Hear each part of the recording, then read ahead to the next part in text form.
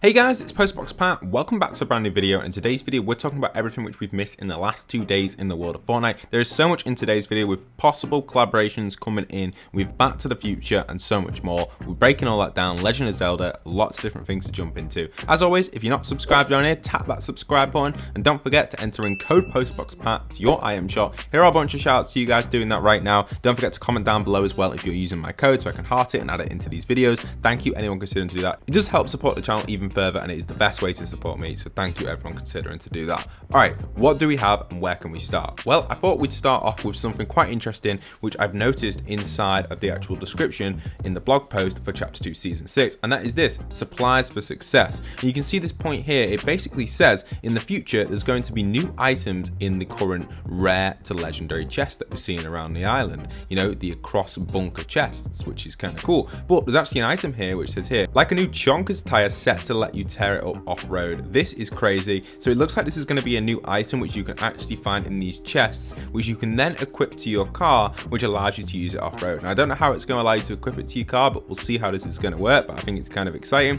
We also saw it in the trailer, and possibly NPCs in the future could be selling this. I suspect that that would probably be the case. You know, NPCs might sell this sort of stuff in the future. They probably will, to be honest. I suspect that will be the changes to the NPCs. So I'll keep you guys updated on all the NPC stuff over on my second channel. Do remember guys, there's a lot of clickbait around the NPC stuff. Here's a little example on screen for you guys, just to let you guys know to avoid this sort of stuff, because it's not actually in the game. You can see obviously they're saying Batman's a boss, Jonesy's a boss. I honestly do not know where they're getting this information from at all. It's clearly not in the game. There's no boss Batman, there's no boss Jones. We've done all the boss stuff. It's just ridiculous. We've also got Legend of Zelda Fortnite. So this is something that has been quite interesting. It's been on my mind for a little bit of time because a few people have been asking about what is the relationship between Zelda and Fortnite. Now currently there isn't one.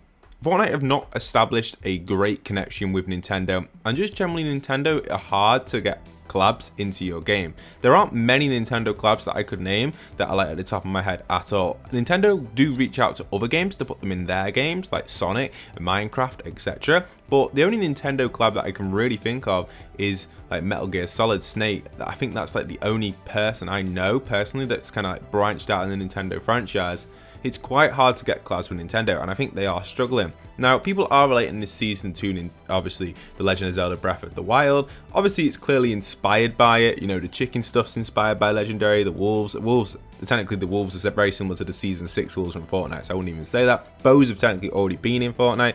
The cogs, they look similar to the Legend of Zelda one, I guess. Chests do as well, kind of. Also the skin, I guess that bone skin though can also relate to other games. I've seen it in Skyrim and so much more. We've also seen the Spire. You know, the Spire again could even throw back even further to the Lord of the Rings eye. So I wouldn't really class these two. I think they've just kind of picked out on a few different points, but it's one that I wanted to mention, and I thought it was quite a cool relationship. Just the inspiration from both of these games, which they've taken from other sectors in the kind of media industry. So yeah, it's a good point to make, and one that I was really excited for you guys to see. So yeah, I didn't actually cover the release of the Oakwitch Academy set. You know, that is still in the shop. If you're copying that, don't forget to pop in code postboxpat. It's a cool set. I personally didn't cop it. I might cop it. I'm not too sure if I should get it or not. I don't know what I think about it. I think it's cool, but I would like there to be more styles for it, but I'm not too sure, you know. I just don't know. I feel like it's more of like a Halloween set, but sadly it doesn't look like it's coming out for Halloween. It's out now, so yeah, kind of strange I guess in that sense. But yeah, there's that point made right there. Now let's move on to Back to the Future.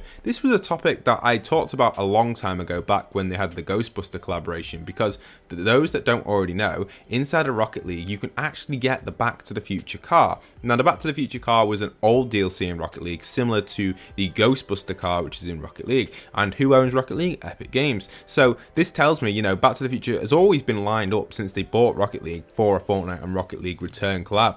Because what happened in Rocket League when the Ghostbuster collab was in Fortnite, the car returned to Rocket League. I remember buying it myself because I've always wanted that car in Rocket League. I just didn't buy it back in the day. I didn't have the time or the, you know, the Rocket League points to buy it. But now, obviously, I bought it and thought, you know, I thought it was kind of cool. I don't really play Rocket League a lot, but, you know, something that's tied in with Fortnite, as we know. So maybe we could be seeing Rocket League kind of collab with, again, Fortnite with this new collaboration with Back to the Future, bringing back the car into Rocket League and obviously a collab in Fortnite. People are also saying that this is why Jones's new jump is actually this sort of theme. So you can see here, a little preview of this, reference to the 88 miles per hour right here. obviously on Back to the Future Jump 88. Also, the coat is similar to the one that Marty's poncho in Back to the Future 3. So maybe, I don't know. You just don't know with this sort of thing. Again, I feel like it does look like Daryl's poncho as well, so I'm not too sure. It could be Daryl from The Walking Dead, but I thought it was an honourable mention, and I do think a Back to the Future collab would happen in Fortnite. I can almost guarantee it if they bring the car back to Rocket League. I do think they'll bring it back to Rocket League because it's a highly requested thing in the Rocket League community, so I'm guessing that would be the case with that, which is kind of exciting for us in the world of Fortnite. We'll probably see the car in the map, maybe even be able to drive it, so imagine how cool that would be, guys. I know a lot of you guys would like that. We also see two other hints to it as well in this photo here, so again, more references to it right here. You can see obviously with the loading screen looks similar to the Back to the Future car, to the DeLorean, and also obviously bullet holes in the vest, reference to Back to the Future freeze finale, which is cool. So, you know, it's all a big reference, and it's a good theory. I am excited for it, and hopefully it could be right, and maybe we will see Back to the Future. I predicted it a while ago. I can almost guarantee it when it does come back to Rocket League. Keep your eyes on Rocket League, guys. Fortnite has definitely got a big collab coming up with that soon, as well as going to be a big collab with Fall Guys, similar to the Rocket League collab. Probably a little bit off. I reckon it'll be maybe mid-season 7, but I'll keep you guys noted and let you guys know if anything does happen like that in the world of Fortnite. Now, there's also been these concepts as well for the crafting recipes, which you can see right here. So someone has actually created these lovely concept designs, and I thought I'd mention these because I like them a lot, and I love the way they've kind of pieced this together. Again, I don't think this would work in Fortnite. It's going to be too much, I think. If you put all these in, I think that's just making the game too much complication, a little bit confusing. However, these would work really nice in a creative LTM or in maybe some sort of kind of separate game where you could craft stuff. I like the concept. I just feel like it's too much. But I don't know. What do you guys think? Would you like to see these as crafting recipes, or would you think it's too much in the game? I generally, personally, would think that this would definitely take it to the next level, and it would be really good, but I don't know, I feel like it's complicated for newer players, or maybe players that don't like the crafting system, because it took a while for me to get used to it, and I played the game a lot when it first dropped for Season 6, so, you know, I don't know if this would be good or bad for current or older players, should I say, you know what I mean?